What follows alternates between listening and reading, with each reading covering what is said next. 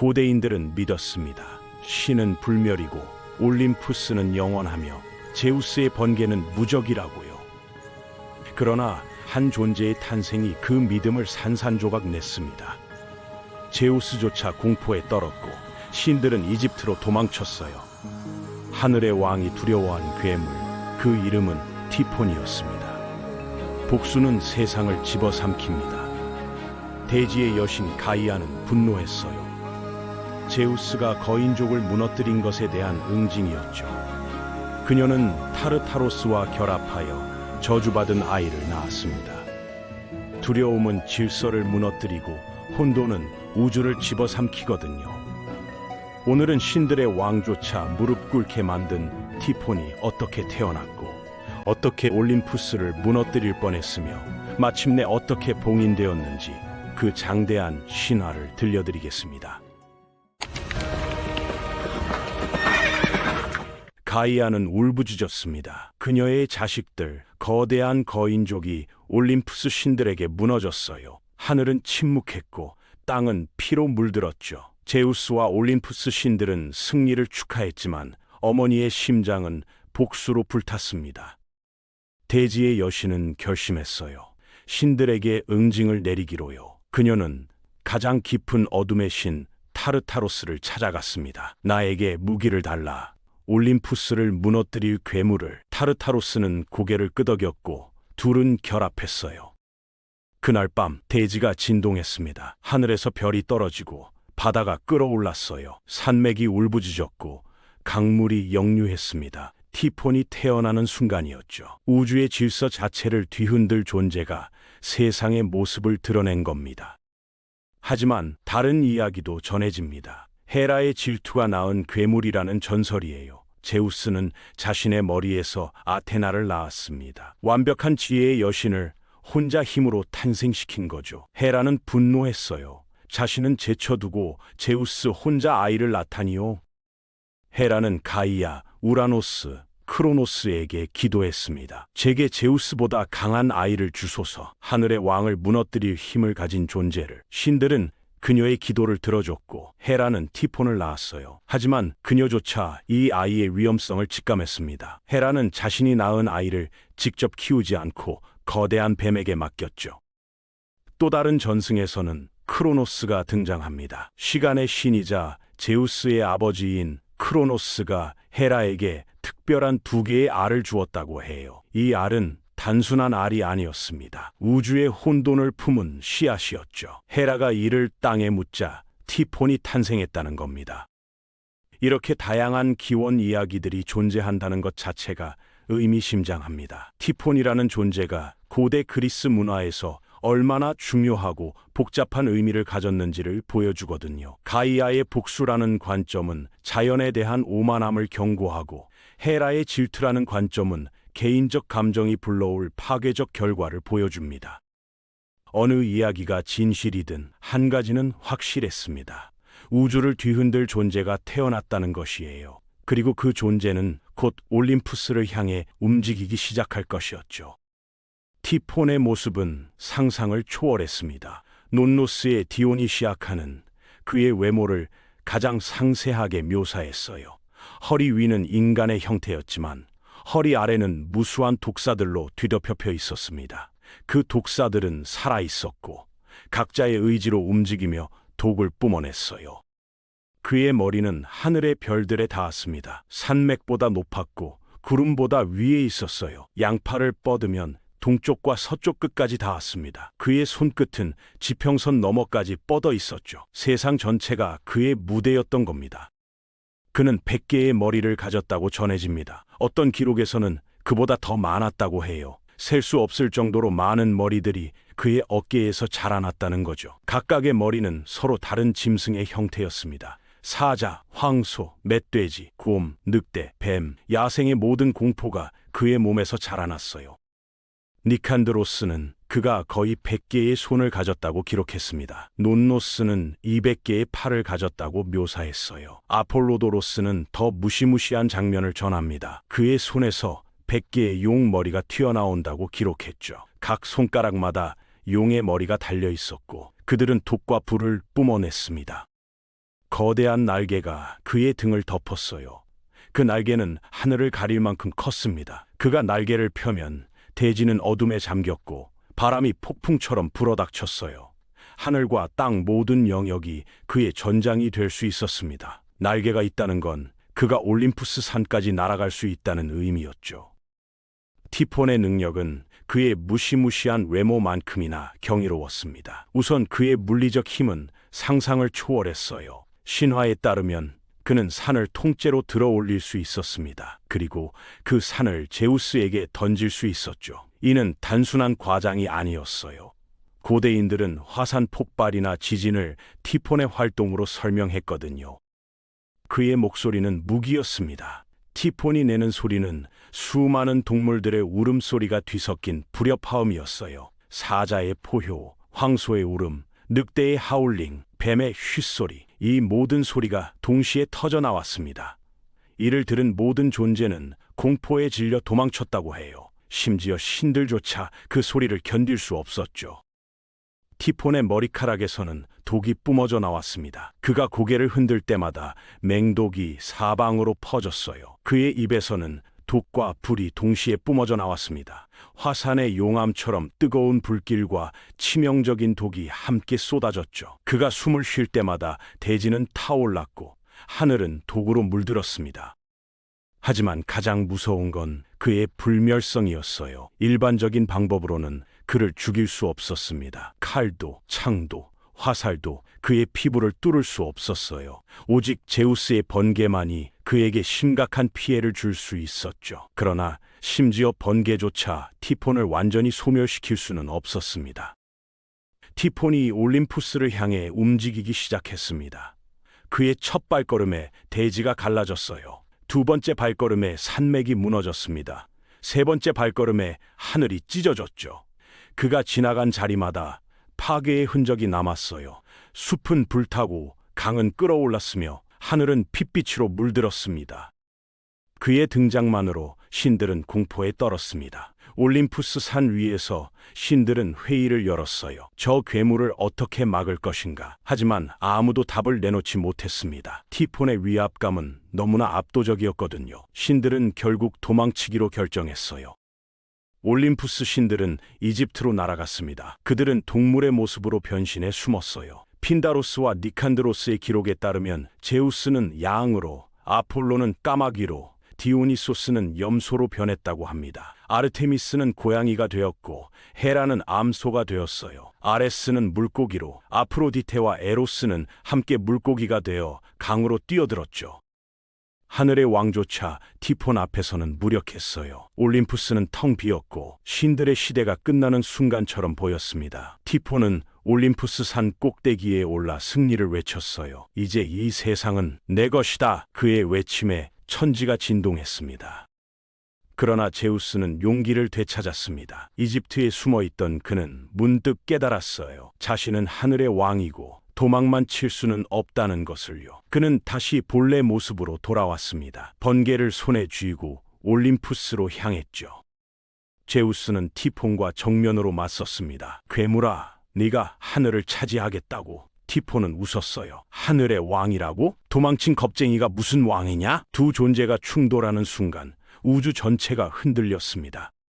하늘과 땅이 뒤흔들렸고 바다는 끓어올랐어요. 타르타로스조차 그 충격을 느낄 정도였습니다. 제우스의 번개와 티폰의 화염이 충돌할 때마다 천지가 진동했어요. 번개가 티폰을 강타하면 티폰은 산을 집어 던졌습니다. 그가 던진 산은 하늘을 가르며 제우스를 향해 날아갔죠.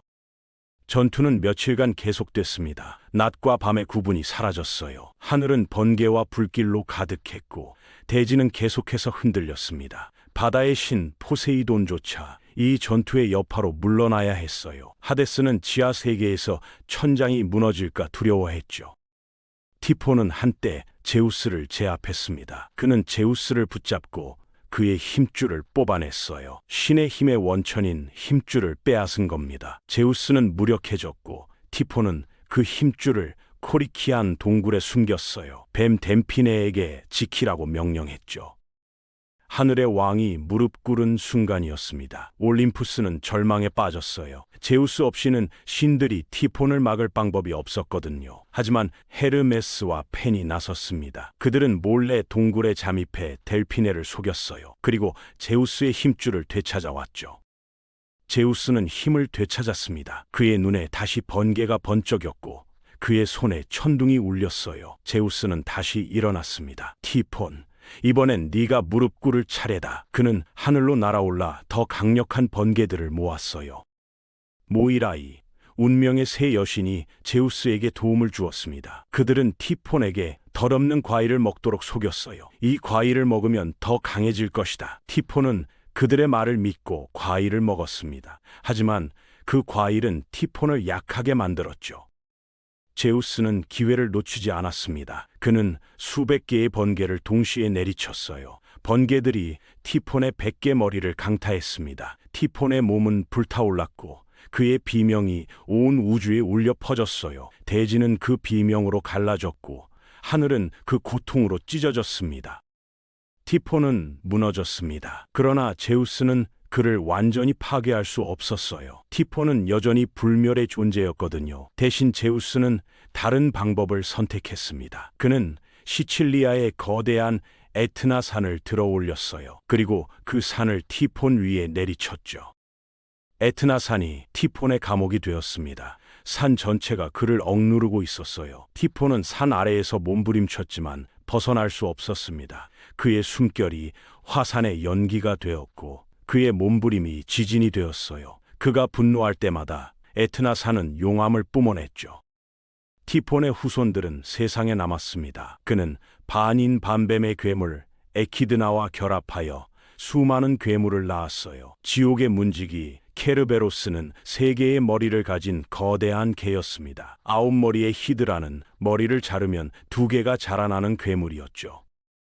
바다의 괴물 스킬라는 6개의 머리를 가졌어요. 무적의 네메아 사자는 어떤 무기로도 상처를 입힐 수 없었습니다. 황금 양털을 지키던 용, 크레타의 황소, 에리만토스의 멧돼지, 모두 티폰의 피를 이어받은 존재들이었죠. 이들은 그리스 영웅들이 맞서야 할 시련이 되었습니다. 헤라클레스는 12가지 과업을 수행하며 티폰의 자손들과 싸웠어요. 페르세우스는 메두사를, 벨레로폰은 키마이라를, 테세우스는 미노타우로스를 물리쳤습니다. 영웅들은 티폰의 자식들과 싸우며 전설이 되었어요. 티폰의 혈통은 끝나지 않았던 겁니다. 그가 에트나 산 아래 봉인되어 있어도 그의 유산은 세상 곳곳에서 살아 숨쉬었어요. 매번 괴물이 나타날 때마다 사람들은 말했습니다. 저것은 티폰의 자식이다라고요. 티폰의 이야기는 단순한 신화가 아니었습니다. 고대 그리스인들에게 티폰은 자연재해의 구현체였어요. 그들은 화산 폭발을 티폰의 분노로, 지진을 티폰의 몸부림으로, 태풍을 티폰의 숨결로 설명했습니다. 에트나 산이 폭발할 때마다 사람들은 두려워하며 말했죠. 티폰이 깨어나고 있다고요. 이는 고대인들의 지혜로운 설명 방식이었습니다. 그들은 이해할 수 없는 자연현상을 신화로 풀어냈어요. 티폰이라는 이름을 붙임으로써 공포를 구체화하고 이야기로 만들어 대처할 수 있게 만든 겁니다. 제우스가 티폰을 봉인했듯이 인간도 자연재해에 대비할 수 있다는 희망을 준 거죠. 질서와 혼돈의 영원한 싸움을 상징하기도 합니다. 제우스는 질서를, 티폰은 혼돈을 대표했어요. 올림푸스는 문명과 법칙을 의미했고 티폰은 원시적 야생성을 의미했습니다. 이 둘의 대결은 인간 사회에서도 계속 반복되는 주제예요.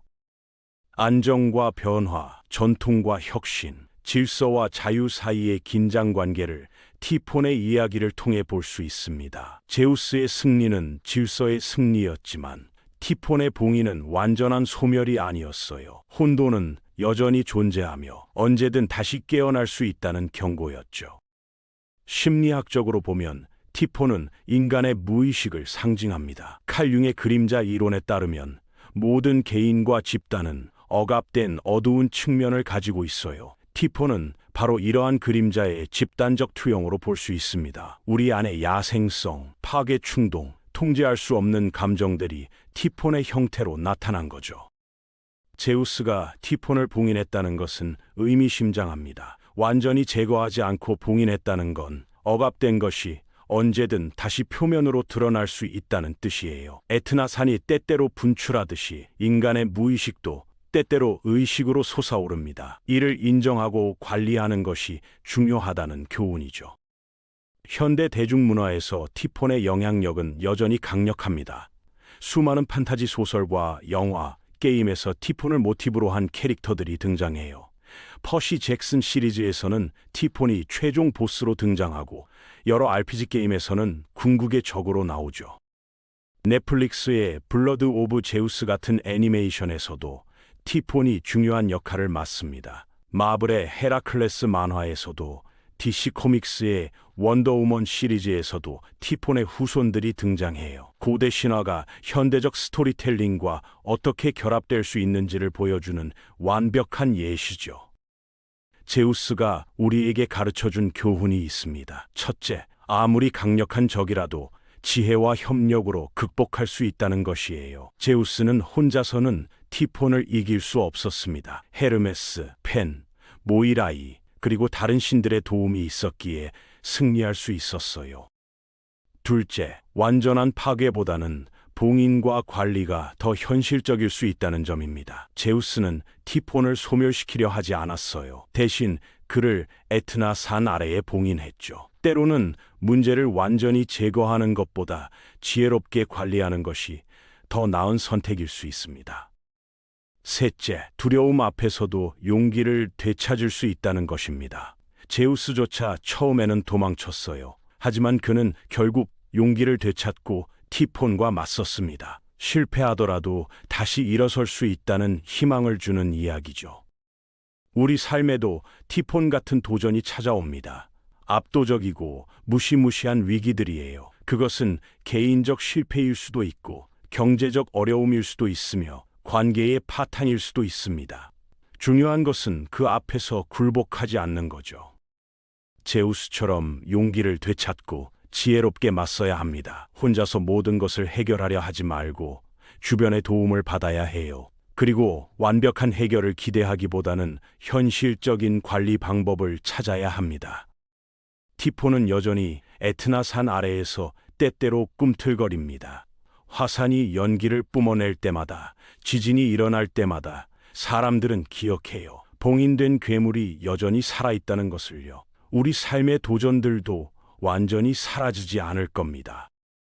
하지만 제우스가 그랬듯이 우리도 이를 지혜롭게 관리할 수 있습니다. 두려워할 필요는 없어요. 다만 준비하고 대처하고 필요하다면 도움을 구하면 됩니다. 그것이 바로 신화가 우리에게 주는 진정한 가르침이죠. 오늘은 올림푸스를 무너뜨릴 뻔한 괴물, 신들의 왕조차 두려워한 티폰의 이야기였습니다. 그리고 제우스가 어떻게 용기를 되찾고 지혜와 협력으로 그를 물리쳤는지를 살펴봤어요. 이 이야기가 여러분에게도 어떤 도전 앞에서든 용기를 낼 수 있는 힘이 되길 바랍니다.